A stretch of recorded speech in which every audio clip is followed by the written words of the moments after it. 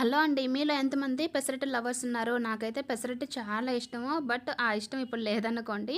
ఎందుకంటే అసలు పెసరట్టు అంటే మనకి ఏంటి అల్లం వేసి, అలాగే కొద్దిగా పచ్చిమిర్చి, ఎండుమిర్చి ముక్కలు కానీ వేసుకొనేసి బాగా మిక్సీ పట్టి అది తర్వాత ఇలాగ చేసుకుంటాం. దోస వేసుకుంటాం కదా! బట్ మా ఇంట్లో అసలు అల్లం టేస్ట్ తగిలితే మా పాప అస్సలు తినదు. మళ్ళీ క్వెషన్స్ అనమాట.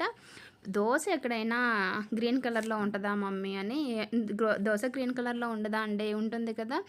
ఇంకా అదొకటైతే, ఇంకా ఇంకొకరు మా హస్బెండ్ రిస్ట్రిక్షన్స్ అనమాట. పెసరట్టు ఎప్పుడైనా కూడా అల్లం చట్నీ కాంబినేషన్ అందరూ చెప్పే మాట. బట్ మా ఇంట్లో అది పెసరట్టు కానీ, దోస గానీ, ఇడ్లీ గానీ వైట్ కలర్ చట్నీ మ్యాండేటరీ అనమాట.